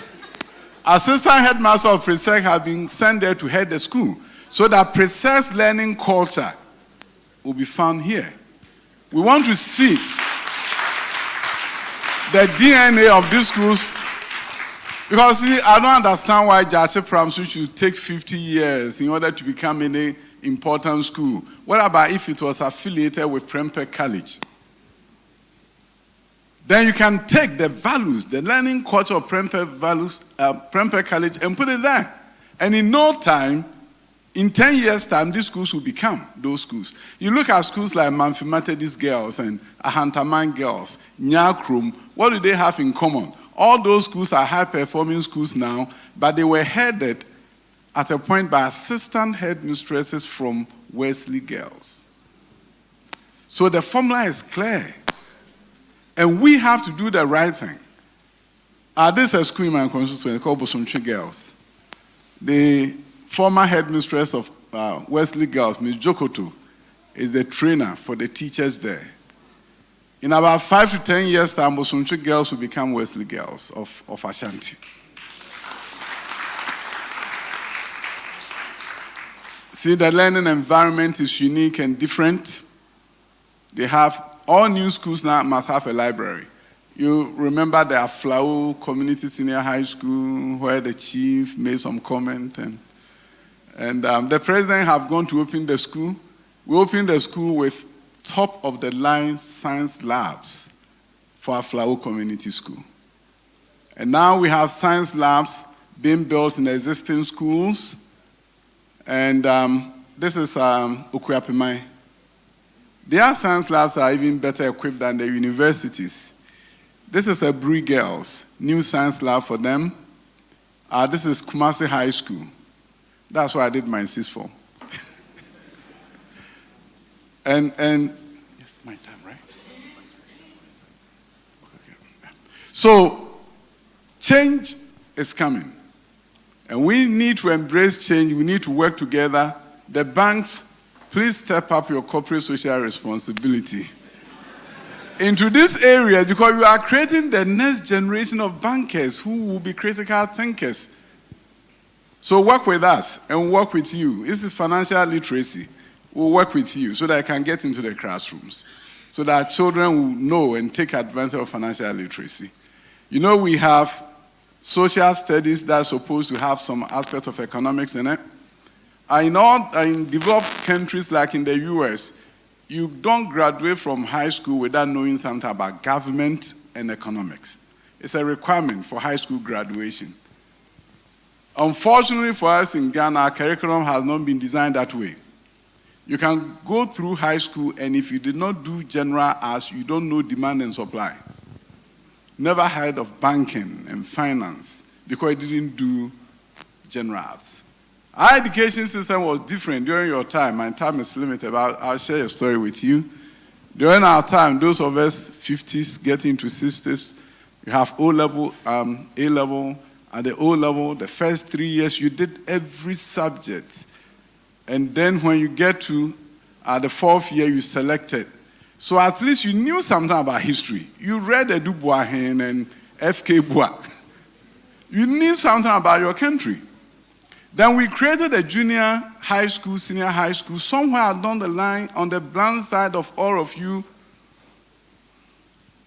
Social studies, which is supposed to represent history, geography, economics, and government, was redesigned in Ghana, and they took away all the history, took away all the economics and government, created a social studies curriculum that talk about, so this is Ghana, self-identity, adolescent reproductive health, culture and national identity, and leadership and followership.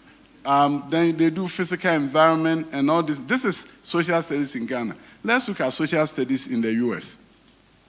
You're going to see that in the social studies class in the US, they are studying their history, world history, US history, economics, and government. A US child knows America is the greatest nation on earth.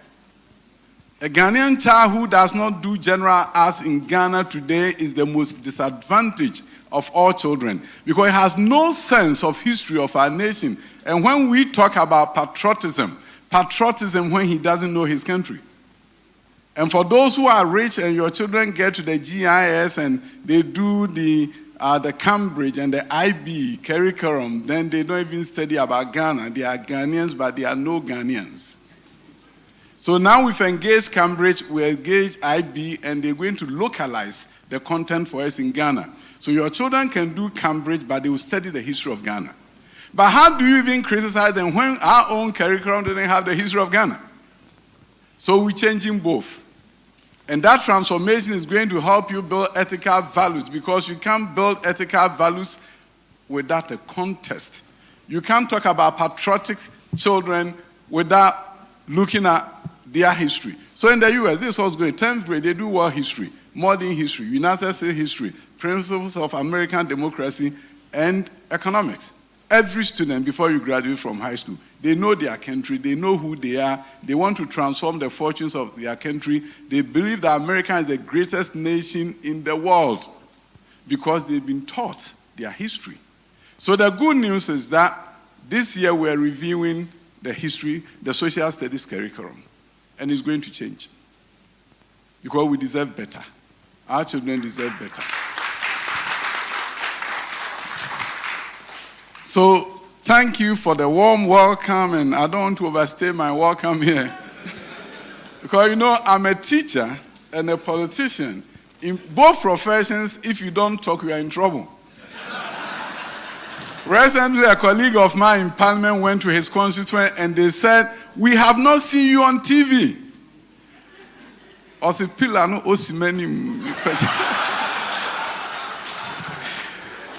when I raise my hand, the speaker doesn't see me. You see, I didn't want that to happen to me, and I'm also a teacher at the same time. Both professions, we are trained to talk. So, MC, I'm not overstaying my welcome. But I just want you to know that I'm with you. We'll partner to create a better nation. Because I happen to believe that the better days of our country is ahead of us and not behind us. Together, we can create a country that serves all people very well. So it doesn't matter where you were born. You should have an opportunity to transform your fortunes. So one day, you can sit in a room like this. Let's extend a hand to all of them and bring them into our profession, into our communities. God bless you all. God bless our community.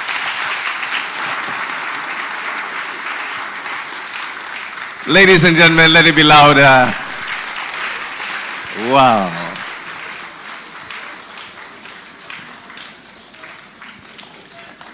Very insightful. Wow. Thank you very much.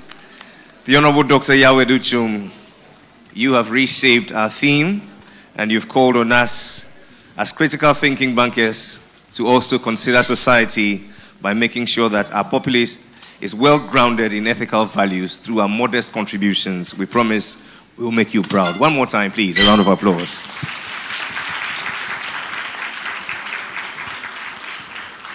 We shall leave this place knowing that it was just not an address, it was a showdown.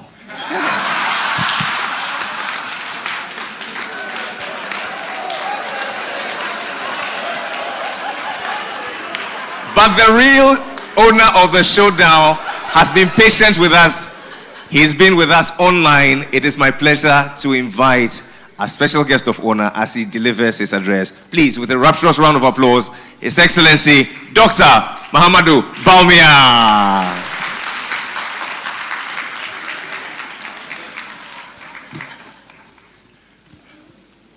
Good morning. Let me stand on all existing protocols and say that I am excited about the CIB Ghana's 60th anniversary celebration.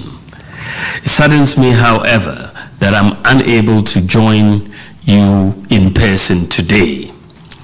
This year marks my own 60th birthday, so you can see the happy coincidence of joy and celebration that I genuinely feel. Nevertheless, I am with you in spirit.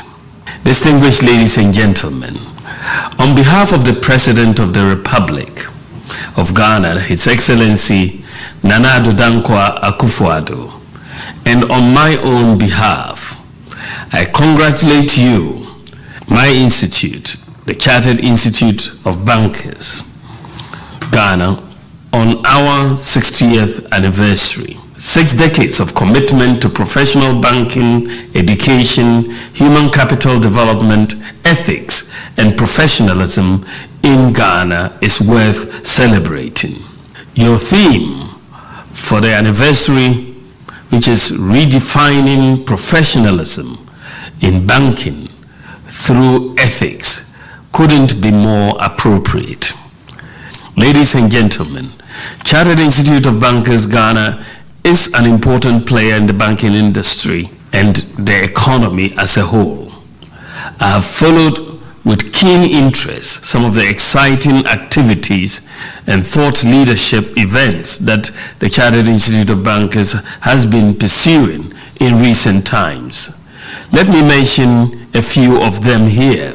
You held a dialogue on sustaining confidence in the financial sector and the DDEP lessons and implications. These are very topical, educative, and informative. Keep it up.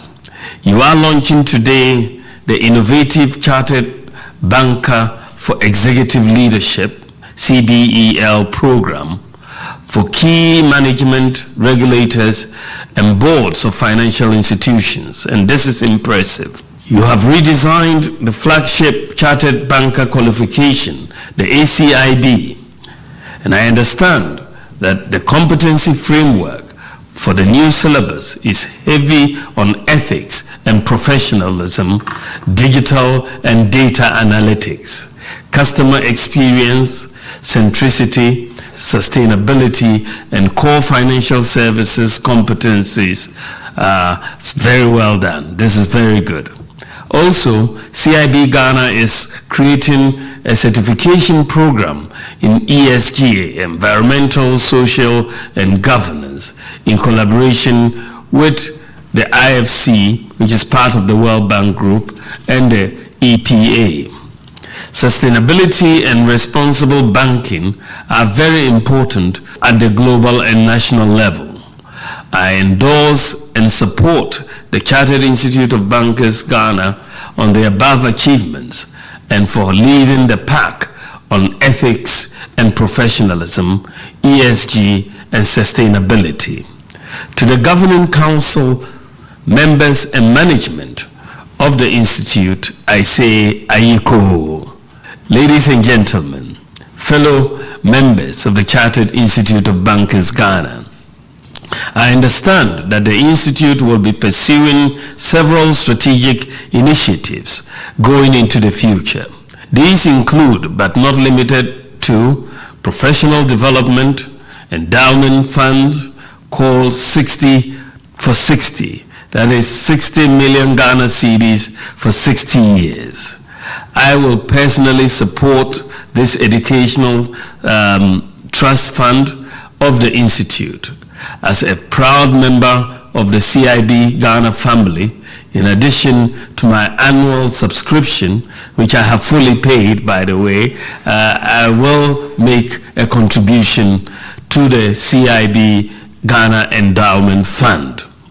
I call on all stakeholders, especially the banks and our development partners, to donate towards this fund. I am excited about the Institute's plan to educate and equip students with financial skills for life. I will go further to say that CIB Ghana should work with the Ministry of Education and the Ministry of Finance to embed these important financial skills in curriculum across schools. In conclusion, the prosperity of the banking sector depends on ethical, trusted, and quality human capital. This is in line with the UN Sustainable Development Goals. The prosperity of our country and people depends on a strong financial sector. We cannot have a strong financial sector without trusted and qualified bankers. Let's all support CIB Ghana to continue to develop the chartered bankers and talents needed for our industry. I will encourage banks to make the chartered banker qualification a prime requirement in your recruitment at all levels. Bank of Ghana should also consider the CIB Ghana qualification in approving people for key management positions in banks. We need more ethical, trusted, and professional bankers to be in charge of our financial affairs to protect the hard-earned savings of the Ghanaian people. That is what it must be. Once again, congratulations to the Chartered Institute of Bankers Ghana, my beloved institute. Long live the CIB Ghana. God bless you, and God bless our homeland, Ghana. I wish you a happy 60th birthday, and I thank you for your attention. Ladies and gentlemen, His Excellency Dr. Muhammad Bawumia, FCIB. And so now, he has bequeathed to you, Honorable Minister, the task of declaring our 60th anniversary duly launched. It falls to you. Respectfully, I invite you up, together with the Governor of the Bank of Ghana, the council members, former presidents, and the president of the GAB, former presidents of the CIB. Respectfully, I invite you up.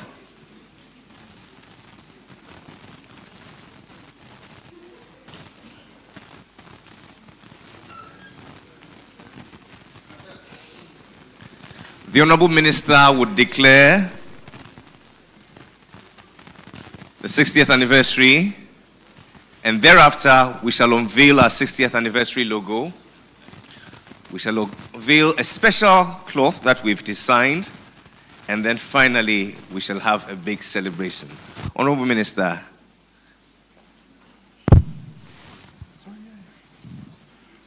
So on behalf of the Vice President of the Republic of Ghana, I declare the 60th anniversary of Ghana Institute of Chartered Bankers duly launched.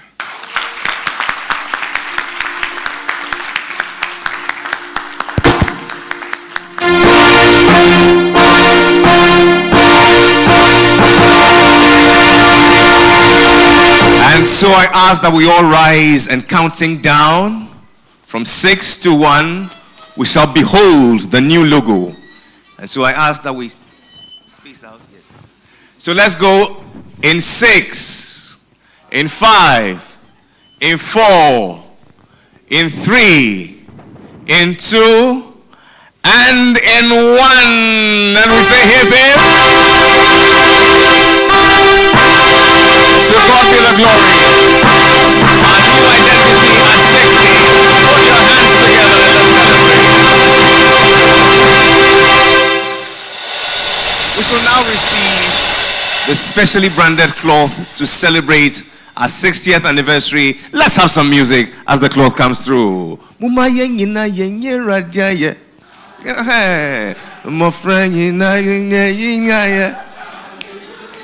CIB na munyina ye. Oyo.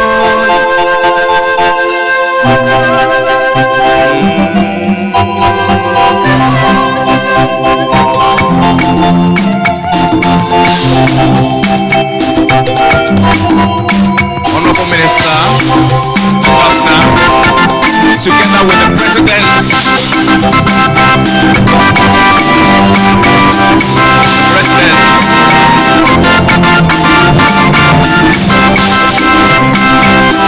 and to God be the glory. CIB, put your hands together. Come on.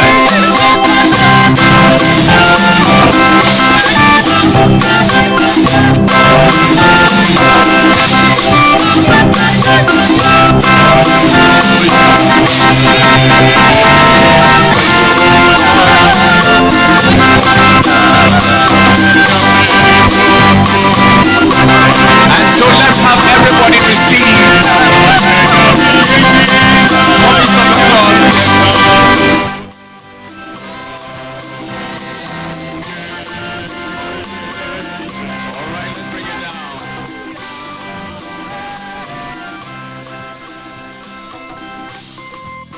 If we were in church, bring it down.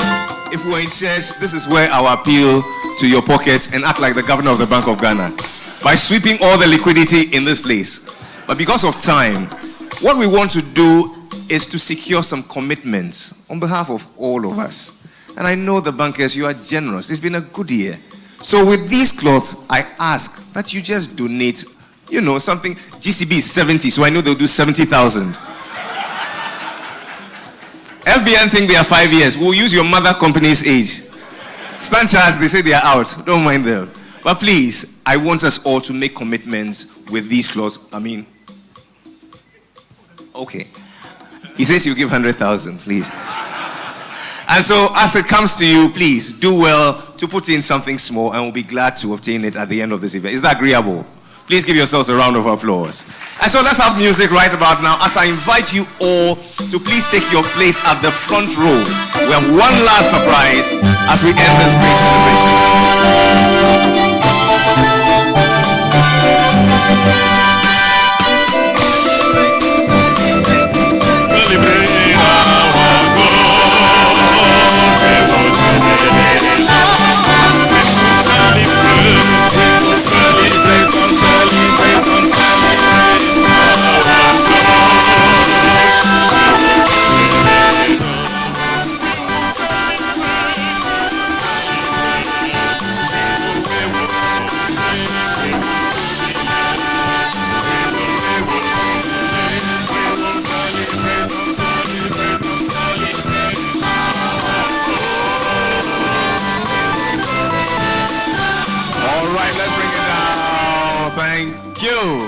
And now the high point of this celebration, CIB, behold the anniversary cake. Let's go.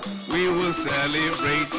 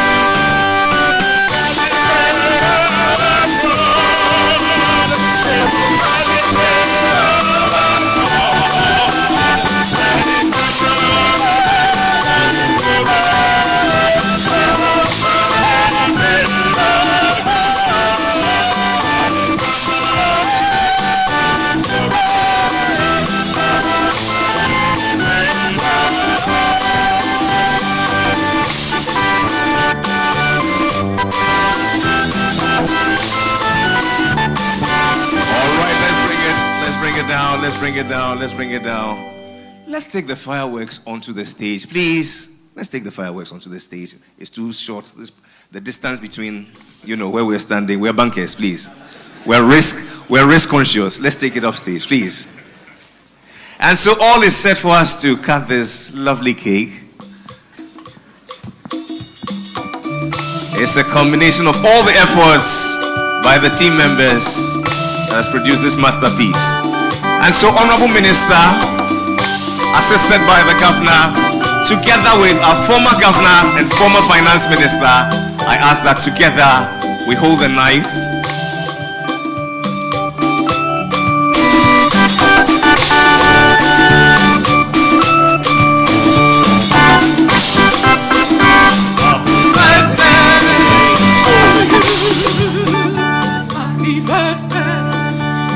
And so all is said, ladies and gentlemen, let's count together from 6 down.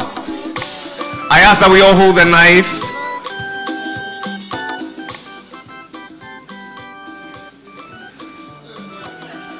Our former Finance Minister, together with the Minister for Education, the Governor, the President, and it's going down in 6, in 5, in 4, 3, 2, 1, and we say hip hip.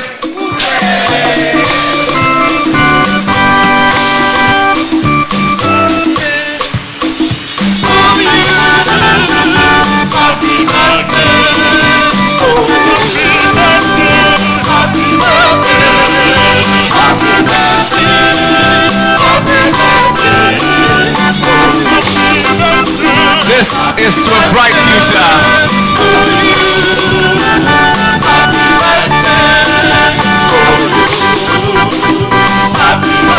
Congratulations, CIB.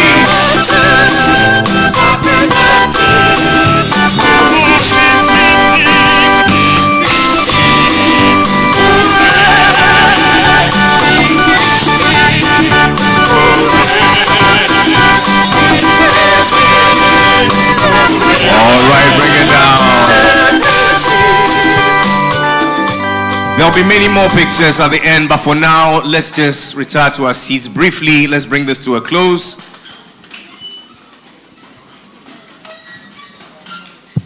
We'd like to take the vote of thanks. Please welcome a fellow of the Chartered Institute of Bankers, Madam Alberta Kwakupom. A round of applause as she comes.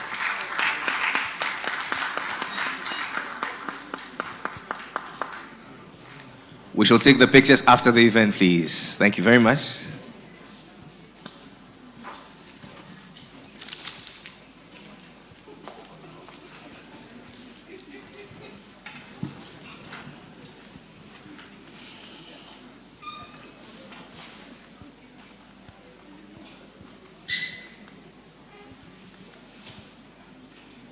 His Excellency, the Vice President, Dr. Alhaji Bawumia, if you are still with us online. Dr. and Governor of the Bank of Ghana. And then for the first time I'm so excited to see our former Dr. Kwabena Dufour, former Bank of Ghana Governor, former Minister of Finance. Dr. Yao Osei Educhu. It's also exciting to meet you in person. Our own president, Mr. Ben Amenume, and his dynamic council members. Not forgetting our founding fathers. You've come a long way. The pictures show it all. It's a delight to know our history. Like Dr. Educhum said, it's good to know your history. My fellows and associates, distinguished ladies and gentlemen, I feel very, very honored to be asked to give the vote of thanks. I told Patrick, why me? I'm an old lady. Why do you want you give it to the young people to come and do it? He said, there is a reason why. We are talking about history. So I'm feeling very, very honored to stand in front of you. Our VP has also given us his side. He's a member. He's a fellow, and we thank him for all that he's done. But first, Sankofa God has been the chairman for today, and he has proven it. He's been very successful over the past 60 years, culminating in this grand showdown, if I can also use that. Thank you very much. Dr. Ernest Addison, I think he just left. He gave us a lot of insightful figures and statistics. We have come a long way, and he's encouraged us. It's not as bleak as some of us believe. Banking has been ups and downs, but with a new theme of redefining professionalism through ethics, we believe that we'll come back to be the noble profession.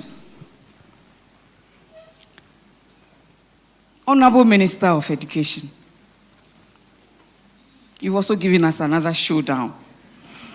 In fact, I was mesmerized as I was just looking at him, showing us facts and figures. And we are impressed. And now we are thinking back that we all started with a humble background. So let's remember how far we've gone. We have come a long way. So let's pull up those of us, those people in areas where they need to help and collaborate, so they also come and enjoy the noble profession and even do better, especially through ethics. Thank you very much, Honorable Minister. Mr. Ben Amenume, you've also given us a lot of insights on your vision with your dynamic council members, adding change. Wherever you go, you do better than where you left it. And we are very grateful for how far you've also bring us over these few couple of years. Not forgetting past chief executives of this institute. I can see Auntie Mary is not here. I can see Mr. Tony Opong. I can see my own boss, once a boss, always a boss, Mr. Charles Oforiakwa, and also past executives of this institute. You've continued to hold the mantle and taking the notch higher and higher. We say thank you.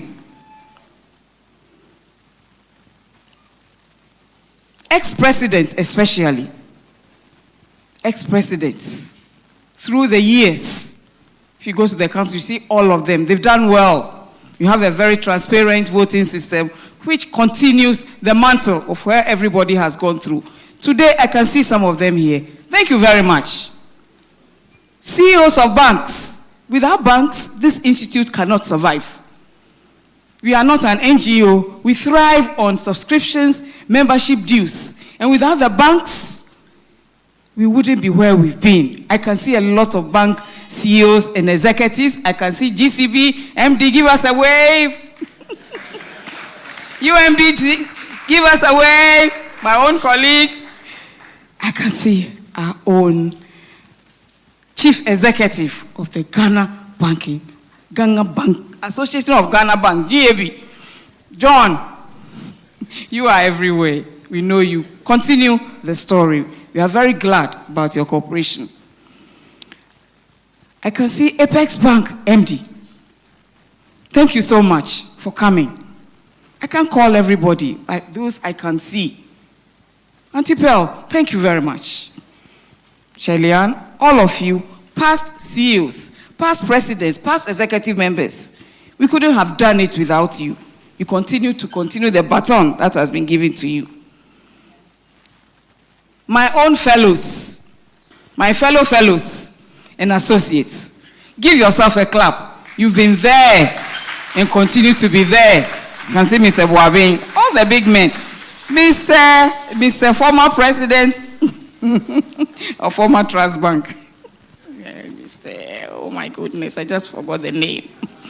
Thank you so much, sitting next to Dr. Dufo. He always comes to all key functions. Whatever age you are, the support is there, both spiritually, physically. The fellows, especially. Some have been on retirement, and yet they give their body, soul, and spirit to activities in the institute. Thank you very much. For the students, all is not lost. We are giving you the baton so that you continue in your digital banking world using what? Ethics. Ethics. Because it is getting scarier and scarier. So hold the baton using ethics to transform the banking world. All others present, distinguished ladies and gentlemen, pressmen, without you, we cannot collaborate and tell the world what you are doing. Thank you so much, all that you've done. Our choir, I didn't really know we had a CIB choir.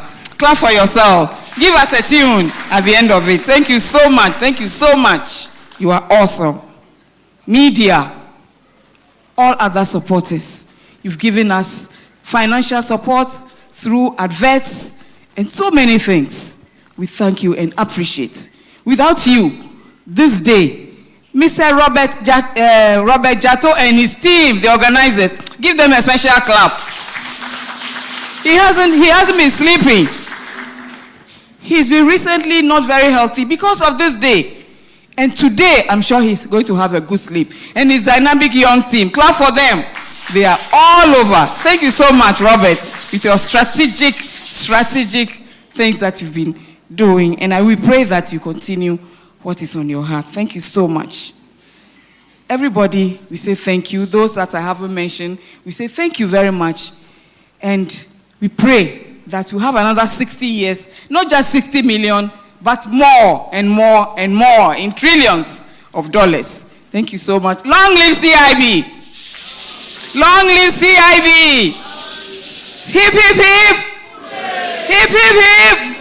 Hip, hip, hip. Hooray. Thank you very much. Thank you very much, Madam Alberta Kwakupom, FCIB. If I hadn't stood here, you should have seen a list. It's like a super delegates congress. A few announcements. And so this is just one of the many activities lined up to celebrate our 60 years. It is refreshing to know that shortly after this event, on the 28th of September, we shall have Banking the Real Economy. It's a webinar, and I believe details will be on our platform. On the 20th, of October, we shall have a Financial Literacy Day. On the 11th of November, we'll have an induction and graduation ceremony. On the 14th of November, we shall have the National Banking and Ethics Conference. And on the 9th of December, we shall have the Governor's Day. And on the 15th of December, we shall crown it all with a Thanksgiving and carols service. We have copies or pieces of the cloth available outside for purchase. I entreat one and all to please make sure you obtain one. And so, ladies and gentlemen, in bringing this celebration to a close, what are we taking away from here? It's simple. For us as an institution, today's reflections have re-energized us to take our rightful role and support the financial ecosystem, particularly the banking sector, to succeed, especially with the launch of CBEL program and many others to follow. For us as members, I believe this milestone gives us the opportunity to showcase our brand for what it has achieved and poised to achieve, and be its worthy ambassadors to promote visibility, translating into membership and growth. But for all of us, what is our takeout? For I believe we leave here today with a renewed sense of a reimagined future for this institute, one of promise and great prospects. My name is Jerry Ajololo, and if we should meet again, I believe I will be at least an associate, not by faith, but by works. And so we shall rise and secure the blessings of God Almighty on this day, upon this enterprise of ours, and upon our nation, as we pray in the best way we know how. God bless our homeland Ghana and make our nation great and strong. The national anthem.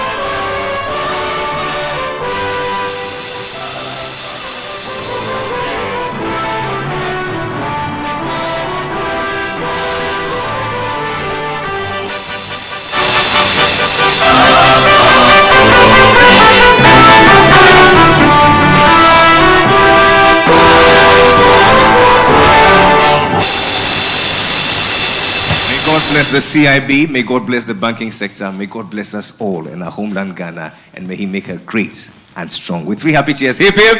Hooray! Hip, hip. Hooray! Hip, hip. Hooray! We have refreshments outside as a way of saying thank you. On behalf of the CIB, I say goodbye.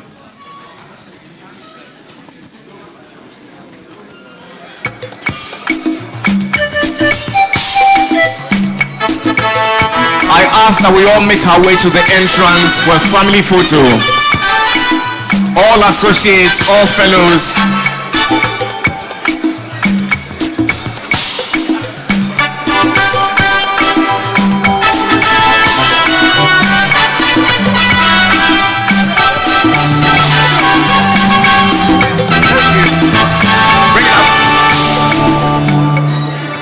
Distinguished fellows, associates, council members, let's please make our way outside to the staircase. We shall take one big family photo. Please, let's all make our way outside for that family photo. Thank you very much.